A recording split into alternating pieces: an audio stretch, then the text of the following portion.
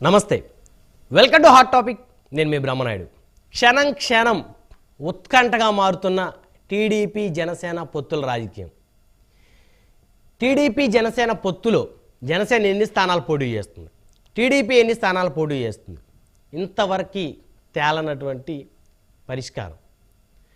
మొత్తానికి చూస్తే నిన్న టీడీపీ అధినేత జనసేన అధినేత భేటీ తర్వాత కూడా ఎవరు ఎన్ని స్థానాల్లో పోటీ చేస్తారనేటువంటి చర్చ జరిగిన తర్వాత కూడా ఆ చర్చ అయితే బహిర్గతమైనటువంటి పరిస్థితి లేదు.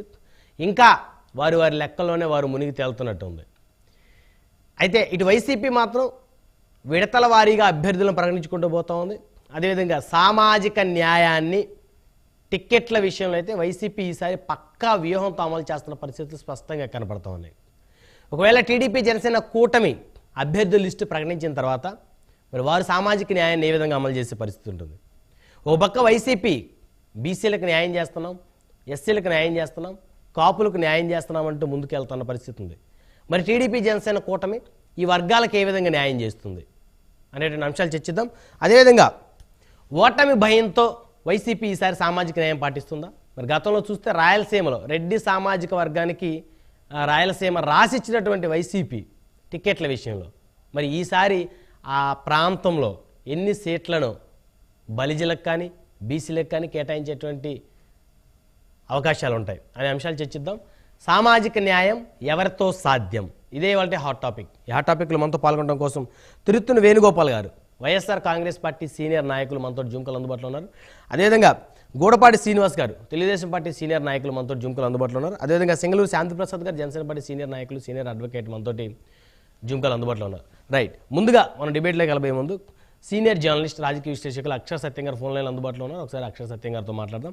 సత్యం గారు, గుడ్ మార్నింగ్ అండి. సార్ గుడ్ మార్నింగ్ సార్, మీకు పెద్దలందరూ కూడా నమస్కారం సార్. సత్యం గారు, సామాజిక న్యాయం ఎవరితో సాధ్యం, అసలు సాధ్యం అవుతుందా? మరి వైసీపీ మాత్రం మేము సాధ్యం పడుతుంది, ఎందుకంటే ప్రధానమైనటువంటి స్థానాల్లో మేము బీసీలకు ఇస్తున్నాం, కాపులకి ఇస్తున్నాం, అదేవిధంగా మిగతా వర్గాలకు ఇస్తున్నాం అని చెప్పేసి కొత్త వ్యూహంతో ముందుకు వెళ్తా ఉంది. అంటే ఓటమి భయంతో సామాజిక న్యాయం అమలు చేస్తా ఉన్నారా, లేకపోతే ఇష్టపూర్వకంగానే అమలు చేస్తూ ఉన్నారు? మరి టీడీపీ జనసేన కూటమి పొత్తుల అంశంగా తేలేదు. ఒకవేళ తేలిన తర్వాత వారు కూడా సామాజిక న్యాయాన్ని అమలు చేస్తారా, చేసే ఉద్దేశం ఉందా? ఓటమి భయం అన్నది కరెక్ట్. ఎట్లాగంటే వినిపిస్తుంది సత్యం గారు, వినిపిస్తుంది. కంటిన్యూ. 1983 వరకు కూడా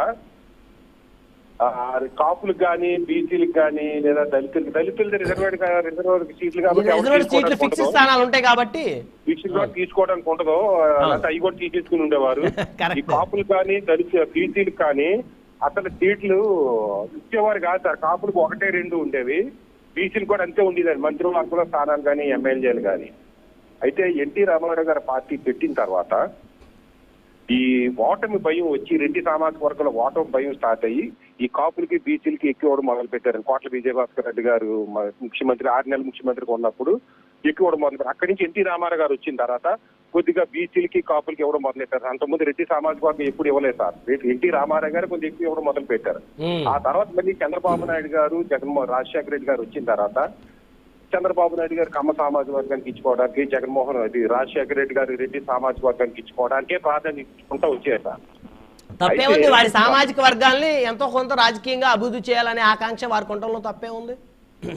తప్పులేదు సార్. ఇప్పుడు వాళ్ళ సామాజిక వర్గ ఓట్లతో చంద్రబాబు నాయుడు గారు కమ్మ సామాజిక వర్గ ఓట్లతో గెలిచి, రాజశేఖర రెడ్డి గారు రెడ్డి సామాజిక వర్గ ఓట్లతో గెలిచి ఉంటే వాళ్ళ సామాజిక వర్గాన్ని గెలిపించుకోవడం తప్పే లేదు సార్. ఓట్లము కాపులవి, బీసీలవి, దళితులవి గెలిపించుకోవడం, ఎమ్మెల్యే సీట్లు ఎంపీలని ఎలివేట్ చేసుకోవడం కమ్మ రెడ్లు ఇచ్చుకుంటే ఎట్లా సార్? అయితే ఈ రోజున వైసీపీలో కాపులు ఎక్కువ ఉన్నట్టు కనిపించవచ్చు. కారణం ఏంటంటే అసలు రాజశేఖర రెడ్డి అనే వ్యక్తిని రెడ్డి సామాజిక వర్గం ఎవరు కూడా సీఎం కనీసం ఎంపీ కింద కూడా చూసేవారు కాదు సార్. ఒక కోట్ల విజయభాస్కర్ రెడ్డి గారు కానీ, చెన్నారెడ్డి గారు కానీ, నేదురుమల్లి జనార్దన్ రెడ్డి గారు ఎవరు కూడా అసలు రాజశేఖర రెడ్డి గారిని ఒక లీడర్ గా యాక్సెప్ట్ చేసింది కాపు సామాజిక వర్గం రెడ్డి రంగారెడ్డి చనిపోయిన తర్వాత. సో ఆ తర్వాత బీసీలు ఓన్ చేసుకోవడం మొదలెట్టారు, తర్వాత దళితులు ఓన్ చేసుకోవడం మొదలెట్టారు రాజశేఖర రెడ్డి గారిని. అయితే ప్రెసిడెంట్ మాత్రం బీ ఫామ్లు ఇచ్చిన తర్వాతే అసలు వైసీపీ ఎన్ని ఇచ్చింది, తెలుగుదేశం ఇచ్చిందా చూడాలి సార్. వైసీపీ కొంత ఎక్కువ ఇచ్చినట్టు కనిపిస్తుంది, కానీ వాళ్ళు కూడా కాపుల్ని బీసీలు ఓన్ చేసి కాపుల్ని అయితే డిజోన్ చేసేసుకున్నారు వైసీపీ వాళ్ళు. ఒక్క నిమిషం, మీరు సత్యం గారు డిజోన్ చేసుకుంటే ఆ సామాజిక వర్గానికి ప్రాధాన్యత ఎక్కువ సీట్లను ఇచ్చే పరిస్థితి ఉండదు. అది చాలా స్పష్టంగా గమనించాలి. మీరు డిజోన్ చేసుకున్నారని మీరు ఎట్లా చెప్పగలుగుతారు సార్? ఇప్పుడు ఖచ్చితంగా ఇప్పుడు కాపు సామాజిక వర్గంలో ఉన్న సీట్లని ఒక రాజోలు కావచ్చు, మంగిరి గాంగీకి ఇప్పుడు రిజర్వ్ అయింది, కానీ ఒక కాకినాడ కానీ ఒక రాజంపేట కానీ వీళ్ళందరూ రెడ్డి సామాజిక ఇస్తున్న పార్టీ జగన్మోహన్ రెడ్డి గారు. ఇమ్మనండి, ఖచ్చితంగా సమర్థిస్తాము, హర్షాన్ని వ్యక్తం చేస్తాం. నిజంగా జగన్మోహన్ రెడ్డి గారు కాపులకి సీట్లు ఇస్తే, అలాగే చంద్రబాబు నాయుడు గారు కూడా ఒక గుంటూరు కానీ ఒక విశాఖపట్నం కానీ ఇట్లా అన్ని చోట్ల కూడా తమ సామాజిక వర్గానికే, విశాఖపట్నం నాన్ లోకల్ వ్యక్తి కమ్మ సామాజిక వర్గానికి, తెలుగుదేశం ఉంటే కమ్మ సామాజిక వర్గానికి, వైఎస్ఆర్టీపీ ఉంటే రెడ్డి సామాజిక పోతే, కాపులు ఉన్న గుంటూరు జిల్లాలో కూడా కాపుకుండా పోతే ఈ కష్టాలు ఎక్కువ వస్తుంది. మన నమ్మకం ఇచ్చుకుంటారు, నమ్మకమైన లేరా? బీసీలో నమ్మకమైన లేరా? కాపుల్లో డబ్బులు పెట్టుకునే వాళ్ళు లేరా? బీసీలో డబ్బులు ఒక ఎంపీ పెట్టుకునే వాళ్ళు లేరా? అంటే వాళ్ళు ఎరగనట్టే కదా.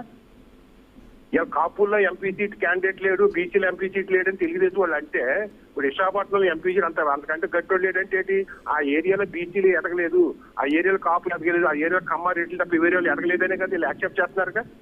7 దశాబ్దాలుగా చంద్రబాబు నాయుడు గారి కుటుంబం, రాజశేఖర రెడ్డి గారి కుటుంబం లేదు, రెడ్డి సామాజిక వర్గం కమ్మ సామాజిక వర్గం పరిపాలిస్తూ వచ్చి రెడ్లకి ఈయనని కమ్మలకి ఆయన ఇచ్చుకుంటూ పోతే మిగిలిన పరిస్థితి ఏంటి?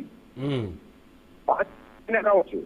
ఇప్పటికైనా జగన్మోహన్ రెడ్డి గారు ఉన్నారు, ఆయన ఓడించాలని కంకణం కట్టుకున్నారు, పూర్తి పెట్టుకుంటున్నారు.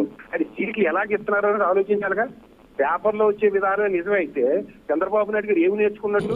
ఇక్కడ సత్యం గారు ఎవరో ఏదో రాసిన దాన్ని మనం దాని మీద అసలు డిస్కషనే టైం వేస్ట్.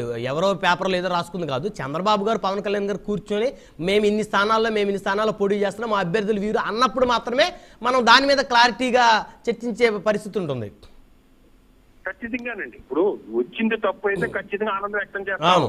ఇక్కడ ఇప్పుడు ప్రధానమైన పార్టీలు 3 అండి: తెలుగుదేశం, వైఎస్ఆర్ కాంగ్రెస్, జనసేన. జనసేనకి నచ్చిన వ్యక్తికి సీట్ ఇచ్చుకునే అవకాశం జనసేనకి లేదు. ఎందుకంటే వాళ్ళకి పోటీ చేసి వ్యక్తే ఒకరిద్దరు కనిపిస్తున్నారు, అది కూడా అర్ధాంతర వ్యక్తులు.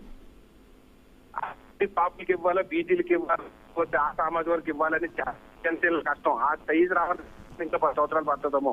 కానీ తెలుగుదేశం దగ్గర ఒక్కొక్క ఏరియాలో 3-4 ఉన్నారు. వైసీపీలో ఒక్కొక్క ఏరియాలో ఒక ఎంపీ సీట్ పోటీ ఎమ్మెల్యేగా 3-4 ఉంటారు. వాళ్ళు ఖచ్చితంగా సామాజిక న్యాయం పాటించాలి. జనాభా పద్ధతులు 30% ఉన్న కాపులు 30 ఉంటే 30% సీట్లు ఇవ్వాల్సిందే, బీసీలు 35% ఉంటే 30% ఇవ్వాల్సిందే, ఎస్సీలు 20. ఎస్సీలు అది కాంట్రవర్సీ లేదు, ఎందుకంటే రిజర్వ్ సీట్లు కాబట్టి, ఫిక్స్డ్ కాబట్టి. అవును, అది ఫిక్స్డ్ కాబట్టి. ఇప్పుడు రేట్లు 4% ఉంటే 4% ఉండాలి, 1% అటు ఇటులో. కమ్మలు 4% ఉంటే 10% ఉండాలి. అంతేగాని మేము తెలుగుదేశం సీట్లన్నీ కమ్మలకి ఇచ్చుకుంటాం, వైసీపీ సీట్లన్నీ రెట్లకి ఇచ్చుకుంటాం అంటే మిగిలిన వర్గాలు ఏమైపోతాయి? నీ వర్గాలతో ఓట్లతోటి గెలుస్తున్నారా మీరు?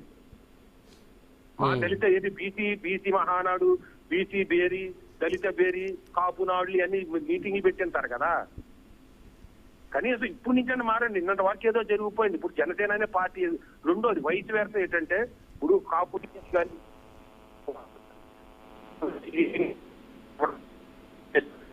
వైసీపీ నుంచి మమ్మల్ని సూచించడం లేదని అంటున్నారు కదా, వాళ్ళలో కూడా ఆలోచనలో మార్పు రావాలి. సీట్లు సార్, ఇక్కడ నుంచి నిన్నటి వరకు రాజకీయాలు వేరు, ఇప్పటి నుంచి రాజకీయాలు వేరు. వైసీపీ అంటే రెడ్లకి ఇచ్చుకుంటది, టీడీపీ అంటే కమ్మలకి ఇచ్చుకుంటది, లేదా వాళ్ళు అనుకూలంగా ఉన్న ఇది.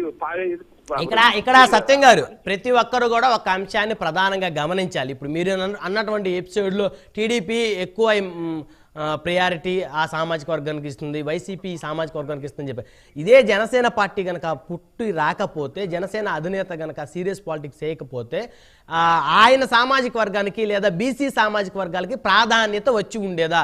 ఈరోజు జగన్మోహన్ రెడ్డి గారు సామాజిక సాధికార యాత్రలు చేసేవారా లేకపోతే అమలు చేసేవారా? పోటీ ఉండేది కాదు కదా, వన్ సైడ్ కదా వారు. అలాంటప్పుడు ఈ వర్గాలన్నీ టికెట్లు ఇచ్చి మేము వీళ్ళకి ఇస్తున్నామని చెప్పుకున్న పరిస్థితి కూడా ఉండేది కాదు కదా. ఈయన రాబట్టే కదా, 3వ ప్రత్యామ్నాయం వచ్చింది కాబట్టే కదా ఇవన్నీ జరుగుతూ ఉంది. సార్, ఈ 3వ ప్రత్యామ్నాయం బలపడే వరకు కూడా కొద్దిగా మోసాలు జరుగుతాయి. వినిపిస్తుంది కదా సార్? యా, వినిపిస్తుంది. 3వ ప్రత్యామ్నాయం బలపడే వరకు, ఇప్పుడు బీజేపీ వచ్చినప్పుడు కూడా బీజేపీ 75 ఆ టైంలో స్టార్ట్ అయింది, 1975. కానీ బీజేపీ గవర్నమెంట్ స్టార్ట్ చేసింది 1997. కానీ 2014 వరకు కూడా తన సొంత ఎజెండాని అమలు చేయలేని పరిస్థితిలో ఉంది బీజేపీ. రాముడి గుడి కానీ లేదా జమ్మూ కాశ్మీర్ ఆర్టికల్ 70 కానీ. అలాగే జనసేన కూడా ఏదైనా కాపులు కానీ బీసీలు కానీ వీళ్ళందరికీ సమప్రాతిని సీట్లు రావాలని జనసేన వల్లే సాధ్యం. అయితే ప్రస్తుత పరిస్థితులు జనసేన ఏమీ చేయలేదు. ఎందుకంటే ముందు తను నిలబడాలి, పక్కోడు చేయాలని ముందు తన ఆ పార్టీ నిలబడాలి కదా, తను నిలదొక్కుకోవాలి కదా. ఆ నిలదొక్కునే వరకు ఒక పార్టీకి ఎస్టాబ్లిష్ అయ్యే వరకు మినిమం పొత్తులతో ఫస్ట్ లో అధికారులు సాధించేటప్పుడు అన్ని వర్గాలకి లాభం చేయలేకపోవచ్చు. అది గ్రహించి నాయకులు మాకు సీట్ రావట్లేదని అనుకున్న కాపు నాయకులు కానీ, మాకు సీట్ రావట్లేదన్న బీసీ నాయకులు కానీ, ఇటువంటి జనసేన అంటే జనసేన లాంటి అనగారిన వర్గాల నుంచి వస్తున్న జనసేన లాంటి పార్టీకి మద్దతు ఇస్తే మంచిదని ఆలోచిస్తున్నా. గుమ్మాల కింద ఉన్నా మీకు సీట్లు ఇవ్వరు. నిన్నటి వరకు ఇచ్చి ఉండొచ్చు. భవిష్యత్తులో బీసీలు కానీ కాపులు కానీ ఎంత మినిమం ఇవ్వాలంటే అంత మినిమం ఇస్తాయి తెలుగుదేశం కానీ జనసేన ఇది వైసీపీ కానీ. దానికి ఎదుర్కొంటే చూస్తున్నాం. తెలుగుదేశం అయితే ఎదుర్కొంటే తెలిసిపోతుంది మనకి. కమ్మ సామాజిక వర్గం తప్ప వేరే వాళ్ళకి ఎంపీ సీట్లు ఇవ్వట్లేదు. ఇస్తారులేండి, ఇవ్వట్లేదు ఎట్లా డిసైడ్ చేస్తారు వాళ్ళు? రేపు ప్రకటించిన తర్వాత మీలాంటి జర్నలిస్టులు అందరూ మాట్లాడితే జర్నలిస్టులు మాట్లాడితే దానికి అర్థం ఉంటుంది. ప్రకటించక ముందు ఎట్లా చెప్తారు? మళ్ళీ వస్తాను సత్యం గారు మీ దగ్గరికి. మనతోటి తిరుత్తూరు వేణుగోపాల్ గారు ఉన్నారు, వైఎస్ఆర్ కాంగ్రెస్ పార్టీ సీనియర్ నాయకులు. వేణుగోపాల్ గారు, గుడ్ మార్నింగ్ సార్.